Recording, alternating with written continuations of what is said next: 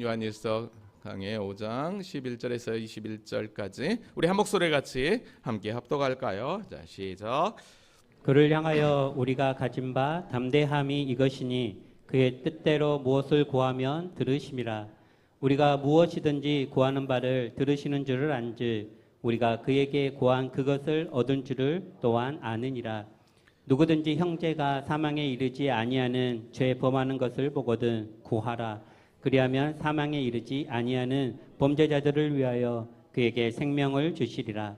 사망에 이르는 죄가 있으니 이에 관하여 나는 구하라 하지 않노라. 모든 불의가 죄로서 사망에 이르지 아니하는 죄도 있도다. 하나님께로부터 난 자는 범죄하지 아니하는 줄을 우리가 아노라.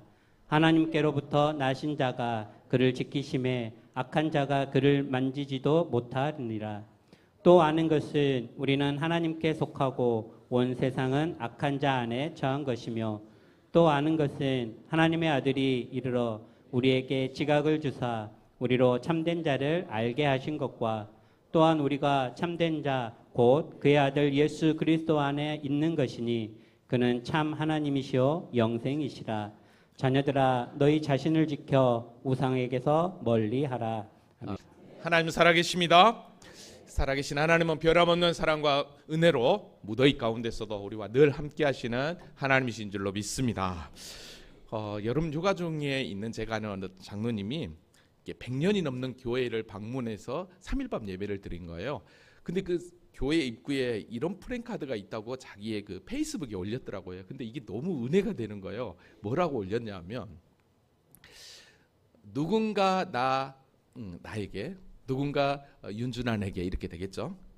내가 예수를 믿는다면 당신처럼 예수 믿고 싶고, 교회 다닌다면 당신이 다니는 교회에 다니고 싶습니다. 이런 말을 듣는 성도 되고 교회 되게 하자. 이렇게 딱 써 있더라는 거죠. 너무 공감이 가는 거예요. 내가 예수 믿는다면 당신처럼 예수 믿고 싶고, 내가 교회에 다닌다면 당신이 다니는 교회에 다니고 싶소. 우리는 지금 계속해서 요한일서 말씀을 공부하고 있는데 벌써 마지막 시간이에요. 어쩌면 이 프랜카드에 나와 있는 이 말이 어쩌면 요한일서 말씀을 통해서 우리 모두에게 던지는 말이 아닌가 생각을 해 봅니다. 나도 당신처럼 예수 믿고 싶고, 나도 당신이 다니는 교회에 다니고 싶소. 할렐루야. 우리 모두가 이런 주인공이 되기를 원합니다. 요한일서는 5장밖에 되지 않았어요. 그래서 금방 마무리가 되는 것 같습니다. 사실 요한일서 말씀은 1세기 말 에베소에서 목회를 마지막으로 하고 있는 사도 요한이 각 지역의 불특성 다수인 교회와 성도들에게 보낸 공동서신입니다. 특별히 이 공동서신은 신약에 8권이 있습니다. 히브리서부터 유다서까지 있는데요. 이 공동서신은 다 하나같이 똑같은 내용을 거의 내포하고 있습니다. 특별히 1세기 말 기독교인의 박해는 너무 심했습니다. 로마의 박해도 외부적인 박해도 심했지만, 그러나 교회의 내적인 박해는 다른 게 아니라 그 당시에 이단의 사상인, 특별히 초대교회의 가장 교회를 흔들었던 영지주의 사상이었죠. 이게 교회를 가장 흔들고 있을 때였습니다. 그러니까 이런 암울한 그런 영지주의 사상, 그런 잘못된 교훈들이 교회와 성도들을 흔들고 있을 때 이 사도 요한은 특별히 예수 그리스도의 성육신, 즉 그리스도로 오신 메시아 되신 예수가 하나님이라는 것을 부인하는 이 영지주의 이단들을 그 잘못된 그 복음, 그를 분명하게 이건 아니다라고, 그래서 직접 자기가 보고 느끼고 경험한 그 예수를 증명할 필요가 있었던 것이죠. 그래서 진짜 복음이 무엇이냐, 진짜 하나님의 아들 예수 그리스도가 누구시냐를 분명하게 소개한 게 바로 요한복음이었습니다. 그리고 그 요한복음을 통해서 예수를 분명히 소개하고, 그러면 너희가 그리스도인이 되었느냐? 그러면 너희는 이런 삶을 살아야 되는 게 맞아 라고 했던 게 바로 이 요한일서 말씀이라고 할 수 있는 것입니다. 뿐만 아니라 이 공동서신도 다 거의 비슷한 내용이라고 할 수 있습니다. 그래서 이 요한일서 말씀을 제가 지금까지 시작하면서 특별히 소제목을 제가 늘 이렇게 바꾸면서 대제목이 있었는데 제가 그리스도의 삶이라는 걸 전제하고 거기에 맞춰서 계속해서 주제를 정하면서 말씀을 증거했던 것을 보게 됩니다. 아무쪼록 요한일서 말씀을 11번으로 오늘 마무리를 하면서 이제 다음 주 또 요한 2서, 3서 계속해서 공동서신을 공부할 텐데 정말 하나님이 오늘 우리에게 뭘 요구하고 있는지 진짜 그리스도의 삶이 무엇인지를 분명히 발견하는 은혜가 있기를 주님의 이름으로 기도합니다. 자, 그러면 지난 말씀 잠깐 정리하고 오늘 본문으로 들어가 볼까요? 지난 시간에는 세상을 이기는 믿음은 곧 예수다라는 제목으로 함께 은혜를 나눠 보았습니다. 예수가 그리스도, 즉 구원자임을 믿는 자마다 하나님께로 난 자라고 그랬습니다. 또한 그 낳으신 하나님을 사랑하는 그에게서 난 다른 형제도 사랑해야 된다라고 그랬습니다. 그러니까 예수를 그리스도 즉 구원자로 믿는 자들은 누구냐라고 할 때 그는 나의 의지와 나의 노력이 아닌 내가 믿고 싶어서 예수를 믿은 게 아니라 하나님의 절대 주권 가운데 하나님으로부터 선택된, 그러니까 하나님으로부터 난 자, 이걸 요한복음 표현을 하면 거듭난 자, 다시 태어난 자, 그가 바로 무엇입니까? 예수를 그리스도로 구원자로 믿는 하나님의 자녀였던 것을 보게 됩니다. 자, 이런 놀라운 하나님의 은혜, 이런 사랑을 받으니까 하나님의 그 사랑을 그대로 나타날 수밖에 없는 거죠. 그러니까 우리가 하나님의 사랑을 받은 것처럼 하나님께로부터 난 다른 형제도 우리가 사랑할 수 있는, 그래서 하나님 사랑과 형제 사랑은 동일하게 함께하고 있다는 걸 우리가 지난 시간에 확인할 수 있었습니다. 그래서 우리가 하나님을 사랑하는 것은 그 계명을 지키는 것이고, 그리고 또한 다른 형제를 사랑하는 게 곧 하나님을 사랑하는 것과 동급이다라고 그랬습니다. 그래서 우리가 하나님의 계명을 지키는 것은 결코 무거운 것이 아니다라고 성경은 우리에게 얘기했죠. 왜요? 하나님의 사랑을 받고 있으니까 그 사랑을 그대로 증거하고 그 사랑을 그대로 나타내면 자동적으로 하나님의 계명은 지키게 되어 있기 때문입니다. 그래서 이런 하나님의 놀라운 은혜를 받은 자, 즉 요한일서 5장 4절에서 얘기했던 것처럼 하나님께로부터 난 자마다 세상을 이기는데 세상을 이기는 승리는 뭐다? 우리의 믿음이다라고 분명하게 이야기를 했습니다. 왜요? 왜 세상을 이기는 게 믿음이냐? 즉 하나님께로 난 자가 믿음이 되느냐? 그건 다른 게 아니었죠. 우리가 믿는 그 대상, 그 예수가 이미 승리하셨기 때문입니다. 그래서 우리는 끝까지 주님이 승리하신 그 승리 붙잡고 믿음으로 전진해야 된다라고 그랬습니다. 왜냐하면 우리가 지난 시간에 잠깐 살펴보았지만 끝까지 믿음을 지키지 못하고 열심히 사도 바울을 따라다녔지만 배도한 사람을 발견했습니다. 그게 누구였습니까? 바로 데마였습니다. 이 데마가 궁금하시면 지난주 말씀 인터넷으로 보시면 됩니다.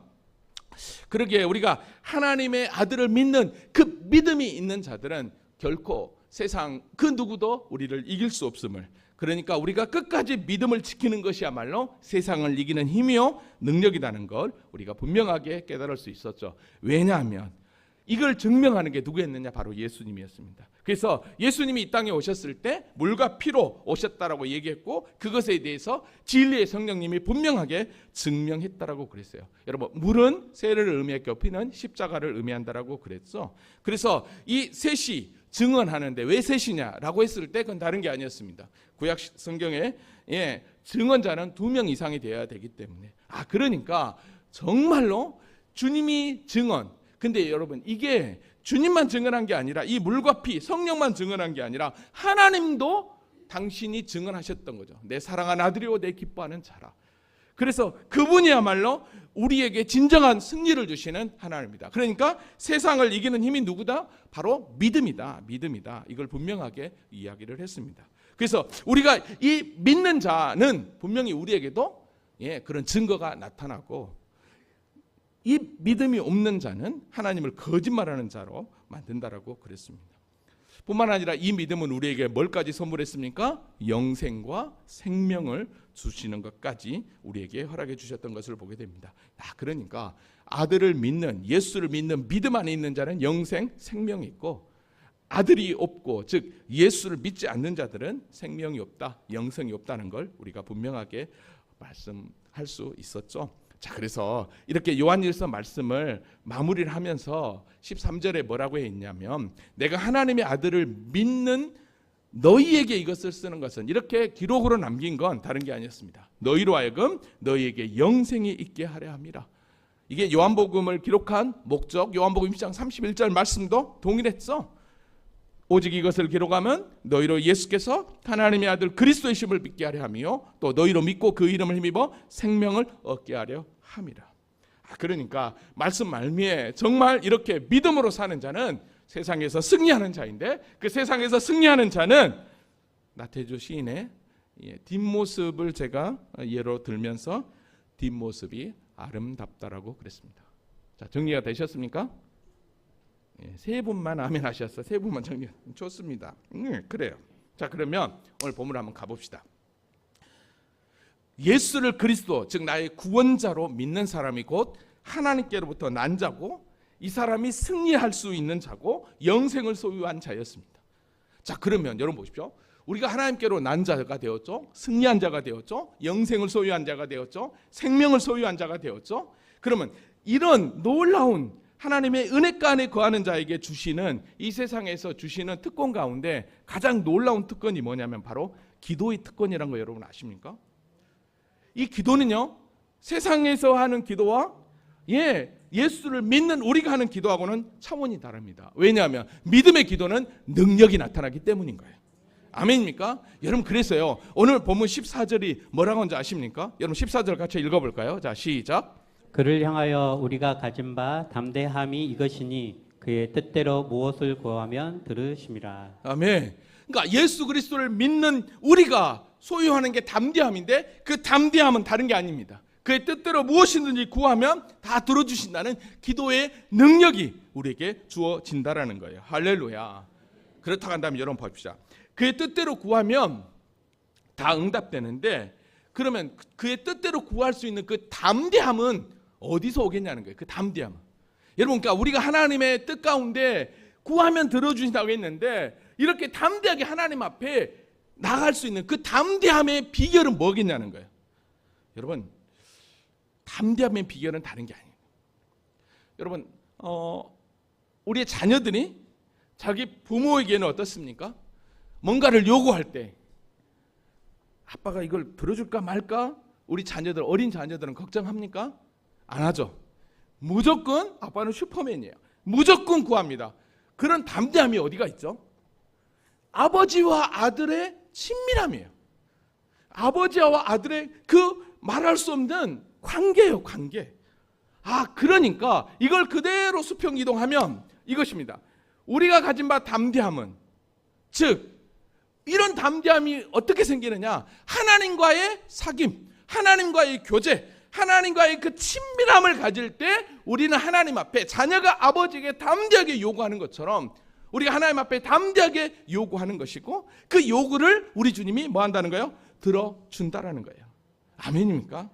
여러분, 예수님도요 기적과 이적을 베푸실 때 그냥 하지 않았어요. 늘 하나님 앞에 담대하게 기도하고 하나님의 뜻을 구하며 나아갔던 것을 보게 됩니다. 그러니까 예수님도 습관을 따라서 늘 기도하시며 하나님과의 친밀한 관계, 친밀함, 교제를 늘 유지하고 있었던 것입니다. 여러분, 선악과 전과, 선악과 범죄 전과 후는 완전히 차이가 있습니다. 이 얘기는 뭐냐면 하나님과의 관계와 연결되어 있을 때와 연결되지 않았을 때의 관계를 이야기합니다. 그러니까 선악과 범죄 전에는 하나님과의 관계에 친밀함이 있었습니다. 그래서 에덴 동산에 거하면서 하나님과 계속해서 깊은 교제를 나눴던 것이죠. 그러나 선악과 이후에는 어떡합니까? 에덴 동산에 쫓겨났다는 것은 곧 하나님과의 관계가 끊어졌다는 거예요. 단절되었다는 거예요. 그러니까 선악과, 즉 죄가 들어오기 전과 후는 전혀 달라요. 그런데 예수 그리스도의 십자가의 구속의 은혜가 그 죄인들을 하나님 앞에 담대하게 서게 만든 역사적인 사건이 있었죠. 그게 바로 무엇입니까? 예수 그리스도의 십자가의 사건이었어요. 여러분, 예수 그리스도의 십자가의 사건은 십자가에서 예수님이 돌아가셨을 때 어떤 일이 눈으로 직접 보여졌느냐, 그건 다른 게 아니었습니다. 마가복음 15장 38절에 이에 성소의 휘장이 위로부터 아래에 찢어져 돌이 됐다라고 그랬어요. 여러분, 이건 하나님이 찢으신 것입니다. 여러분, 인간이 이 하나님과의 막힌 담을 이 휘장을 찢었다면 밑에서부터 찢어야 됩니다. 위에서부터 찢을 수는 없습니다. 그 위에서부터 찢었다는 건 하나님이 찢었다는 것입니다. 얘기는 무슨 얘기예요? 하나님이 일방적으로 우리에게 관계하기 위해서, 교제하기 위해서, 친밀하기 위해서 하나님이 찾아오셨다는 것입니다. 그러니까 하나님이 일방적으로 우리에게 찾아오셔서 하나님과의 깊은 관계 안에 우리를 허락해 주셨기 때문에 우리는 담대하게 하나님 앞에 나아갈 수 있는 것이죠.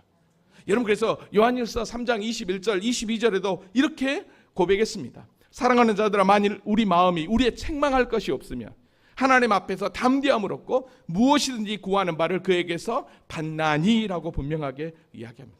여기서 우리를 책망할 것이 없으면 이건 무슨 얘기예요? 이걸 쉽게 얘기하면 하나님과의 교제, 깊은 관계, 사귐이 있으면 이 뜻입니다.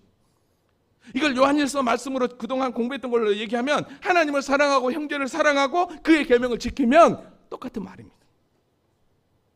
그래서 오늘 보면 14절을 다시 보면 그를 향하여 우리가 가진 바 담대함이 이것이니, 이 담대함은 하나님과의 친밀한 교제를 통해서 온다는 사실을 기억하시기 바랍니다. 아버지와 아들과의 관계가 서먹서먹한데 계속해서 깊은 교제가 없는데 자녀가 아버지에게 구할 수 있나요? 힘들죠. 계속돼서 깊은 교제와 깊은 관계 가운데 있을 때 어떻게 합니까? 척하면 척이라고 그냥 하는 거예요. 그냥 하는 거예요. 자, 근데 여러분 보십시오. 이런 담대함이 우리에게 있는데, 근데 구하면 들으신다고 했는데 그의 뜻대로 무엇을 구하면이라고 하는, 그의 뜻대로라는 게 있어요. 그러니까 담대함은 이것이니 구하면 들으심이라 하면 좋은데 그 사이에 뭐가 있어요? 그의 뜻대로 무엇이라는 거예요. 무엇을 구하면 들으심이 아니라 그의 뜻이라고 분명히 그랬어요. 그 얘기는 무슨 얘기예요? 기도가 들으시는 기도가 있고 듣지 않는 기도가 있다라는 거예요. 여러분, 그의 뜻이라고 했을 때 이 뜻을 원어적 해석을 보니까 기대와 뜻이었습니다. 그러니까 이 기대와 뜻은 뭐냐면 우리가 기도할 때 하나님이 세상을 통치하시는 기대, 뜻, 즉 하나님의 섭리와 하나님의 의지에 우리의 기도가 합할 때 응답된다라는 거예요. 여러분, 예수님도 하나님이셨지만 인간의 성육신 하셔서 계속해서 어떻게 합니까? 하나님의 기대와 뜻을 쫓아서 귀한 사역을 감당했던 것을 봅니다. 왜냐하면 요한복음 6장 57절에 보면 살아계신 아버지께서 나를 보내시면 내가 아버지로 말미암아 사는 것 같이, 내가 아버지로 말미암아 사는 것 같이, 이 얘기는 뭐예요? 그대로 아버지께 받은 그 놀라운 은혜들을 그대로 반사해냈던 게 바로 예수 그리스도인 것이죠. 그래서 아버지의 뜻대로 온전히 나아갔던 것을 보게 돼요. 처음부터 끝까지. 그래서 마지막 십자가의 죽음을 앞둔 상황 가운데서 끝까지 아버지의 뜻을 쫓아 기도했던 그 겟세마네 기도를 우리는 너무너무 잘 압니다. 나의 원대로 마시옵고 아버지의 원대로 하옵소서. 여러분, 그렇습니다. 기도는 다른 게 아닙니다. 내 자신의 뜻을 관찰하는 게 아니라 하나님의 뜻을 발견하고 하나님의 뜻에 내 기도를 맞춰가는, 그게 진짜 기도 응답의 비결인 줄로 믿습니다. 그래서 예수님도 마지막 유언 강론을, 십자가를 앞두고 유언 강론을 하실 때 제자들에게 야, 보이사 성령님을 너희에게 보여줄 거야. 그리고 나서 뭐라고 얘기했냐면 지금처럼 내 옆에서 기도하고 내 옆에서 나에게 부탁하는 것처럼 이제 내 이름으로 기도해라고 이야기를 했어요. 여러분, 요한복음 14장으로 가보니까 내 이름으로 무엇이든지 내게 구하면 내가 행하리라 그랬잖아요. 이게 무슨 뜻이냐면 다른 게 아니에요. 하나님의 뜻대로 내게 구하면, 이런 말이에요. 그래서 예수님이 이렇게 또 15장 7절에 이렇게 얘기했어요. 너희가 내 안에 거하고 내 말이 너희 안에 거하면 무엇이든지 원하는 대로 구하라. 그리하면 이루리라. 보십시오. 무엇이든지 원하는 대로 구하라. 그리하면 이루리라라고 했는데 그 전에 뭐라고 그랬어요? 너희가 내 안에 거하고 내 말이 너희 안에 거하면. 그러니까 하나님과의 친밀한 교제, 영적 교통함이 있을 때 척하면 척이라고, 무엇이든지 구하면 하나님이 응답하는 걸 여러분들이 분명히 아셔야 될 줄로 믿습니다. 그러니까 기도 응답을 받고 싶으면 하나님과의 깊은 영적 친밀한 교제가 우리에게 필요한 줄로 믿습니다. 그 교제가 뭐냐? 예배고 말씀이고 기도 생활인 줄로 믿습니다. 그래서 요한복음 오늘 1서 5장 14절에 보면 다시 한번 그를 향하여 우리가 가진 바 담대함은 이것이니 그의 뜻대로 무엇을 구하면 들으심이라. 그렇습니다. 하나님의 뜻대로 구하는 기도는 응답받는 기도예요. 그러면 뜻대로 구하지 않는 기도가 있다고 그랬죠? 응답받지 않는 기도라는 거예요. 응답받지 않는 기도는 뭐냐라고 보니까 이거는 야고보 사도가 우리에게 잘 표현해주고 있더라고요. 너희는 욕심을 내어도 얻지 마요. 욕심으로 하는 기도. 야고보서 4장 3절에 보니까 구하여 받지 못하면 정욕으로 쓰려고 잘못 구하게, 정욕으로 하는 기도. 여러분, 그러니까 욕심, 정욕, 이거는 다 뭐하고 연결됩니까? 죄하고 연결되기 때문인 것입니다. 그래서 시편 66편 18절은 이렇게 이야기합니다. 내가 나의 마음에 죄악을 품었더라면 주께서 듣지 아니하시리라. 그러니까 정욕을 품는 기도, 즉 죄악을 품는 기도는 응답하지 않는다라는 거예요. 왜 그럴까요? 왜 정욕을 품는 기도, 욕심을 품는 기도는 하나님이 응답하지 않을까요? 그건 다른 게 아니에요. 여러분, 죄악을 품고 있다는 건 하나님 없이도 사는다는 거잖아요. 욕심을 품는다는 것은 하나님이 필요 없이 하나님이 주신 은혜에 만족하지 않고 내 것만 챙기는 거잖아요. 그러니까 이 사람은 하나님과의 깊은 교제, 사귐, 섬김이 없는 거예요. 그렇기 때문에 여러분 듣지 않는 거예요. 그래서 오늘 15절에 이렇게 이야기합니다. 우리가 무엇이든지 구하는 바를 들으신 줄을 안즉 우리가 그에게 구한 것을 얻은 줄 또한 아느니라. 당연하죠. 우리가 하나님과 깊은 교제가 있으면, 우리가 하나님 앞에 기도하면 당연히 하나님이 응답하실 것을 아는 믿음이 우리 가운데 자동적으로 생기게 되는 줄로 믿습니다. 사랑하는 성도 여러분, 여러분 얼마나 하나님의 뜻대로 기도하고 계십니까? 이걸 다른 말로 하면 이렇게 표현할 수 있겠죠. 여러분들 얼마나 많은 기도 응답을 받으셨습니까? 기도 응답을 받았다는 거 무엇입니까? 하나님의 뜻대로 기도했다는 거잖아요. 똑같은 질문이, 다른 질문처럼 보이지만 똑같은 질문이었습니다. 이제는 저와 여러분이 하나님과의 깊은 관계 속에서 하나님의 뜻을 구하는 기도를 통해 하나님 앞에 영광 돌리는 우리 모두가 되기를 원합니다. 자, 그런데 나만을 위한 기도였다면 이제는 하나님의 뜻을 쫓는 기도 가운데 또 우리에게 요구하는 기도가 있어요. 그건 뭐냐면 다른 형제를 위한 중보 기도입니다. 이게 바로 형제 사랑으로 연결되는 거예요. 여러분, 그게 오늘 16절에 이렇게 얘기합니다. 같이 읽어볼까요? 자, 시작. 누구든지 형제가 사망에 이르지 아니하는 죄 범하는 것을 보거든 구하라. 그리하면 사망에 이르지 아니하는 범죄자들을 위하여 그에게 생명을 주시리라. 사망에 이르는 죄가 있으니 이에 관하여 나는 구하라 하지 않노라. 네, 이게 제가 세번역 말고 우리말 성경으로 더 쉽게 표현이 되어 있더라고요. 누구든지 자기의 형제가 죄를 짓는 것을 보거든 그것이 죽음에 이르는 죄가 아니면 하나님께 간구하십시오. 그러면 하나님께서 죽음에 이르지 않는 죄를 지은 그에게 생명을 주실 것입니다. 죽음에 이르는 죄도 있습니다. 내가 말하는 것은 그 죄에 대하여 기도하라는 것이 아닙니다. 이게 도대체 무슨 말인가?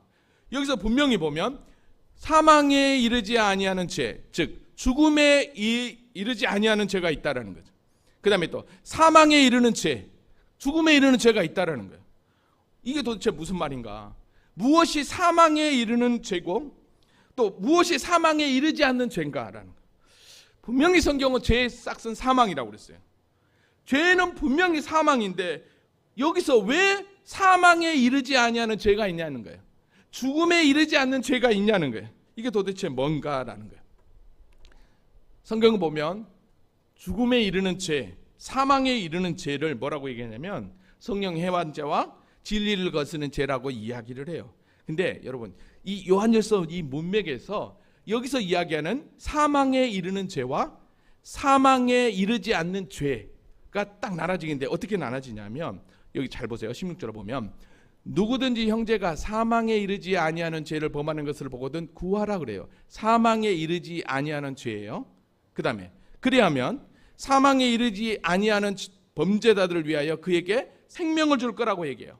자, 이게 무슨 얘기냐면 이거예요. 사망에 이르는 죄는 이 요한일서에서 말할 때는 뭘 얘기하냐면 불신자나 교회를 떠났던 이단의 무리들을 이야기합니다. 이게 뭐냐면 사망에 이르는 죄를 가진 자예요.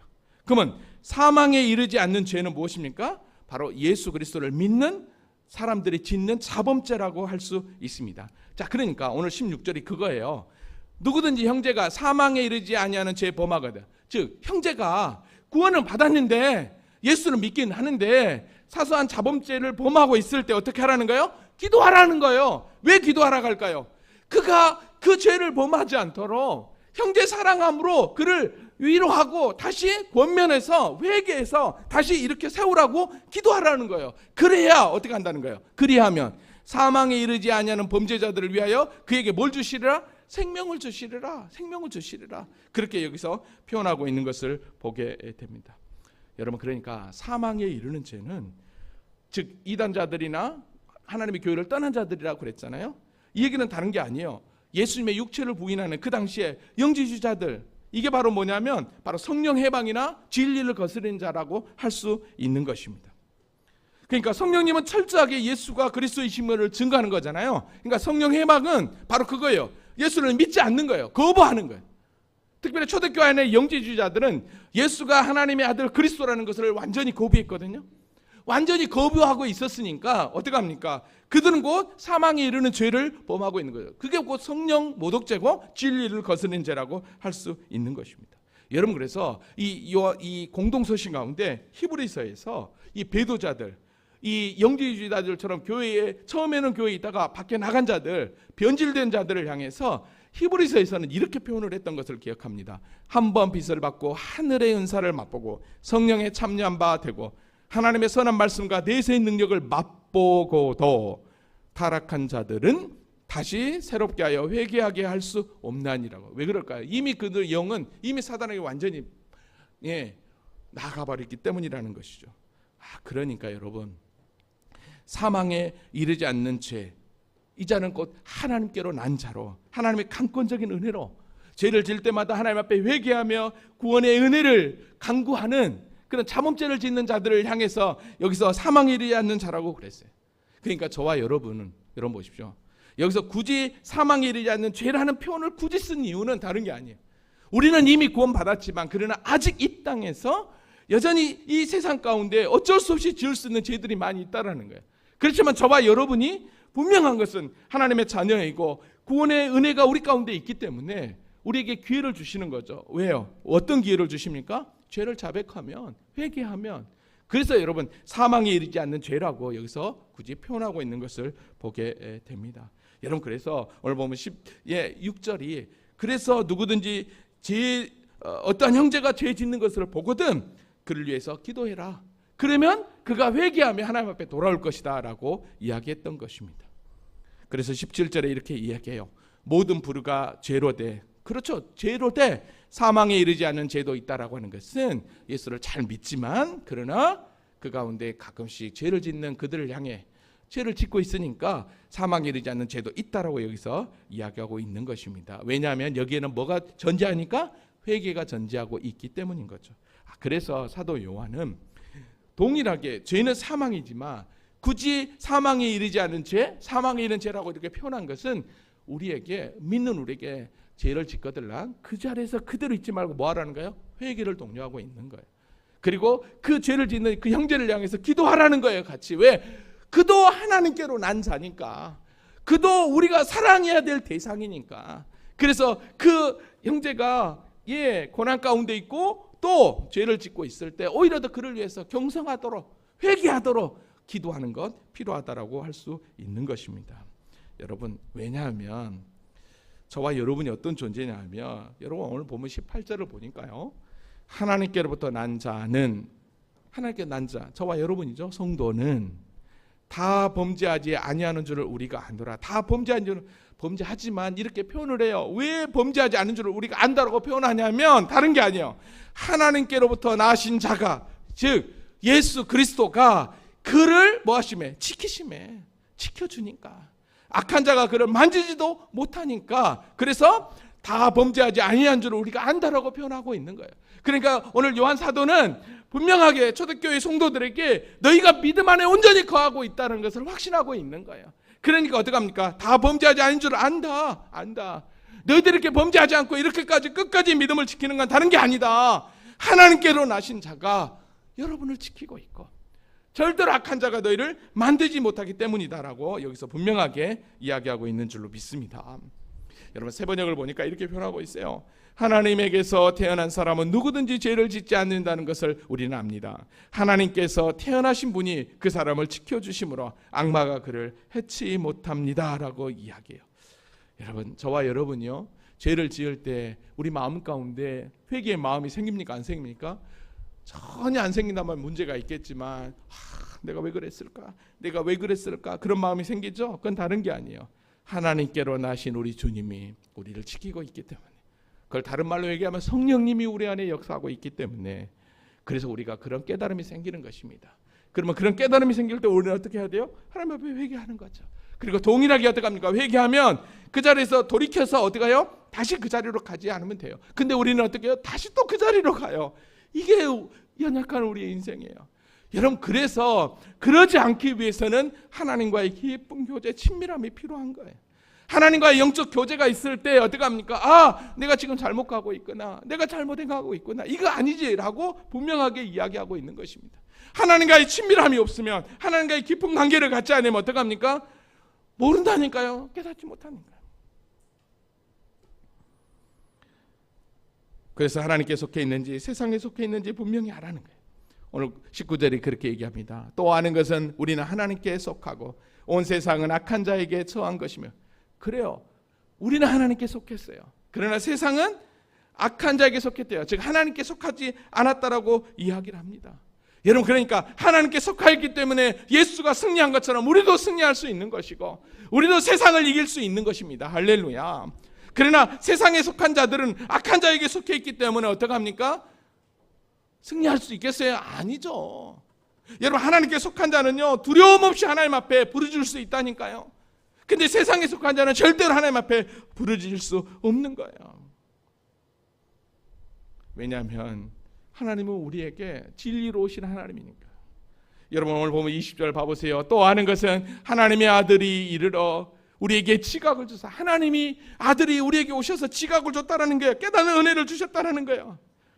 우리로 참된 자를 알게 하신 것과 참된 자를 알게 하신 것, 그 누구입니까? 하나님이죠.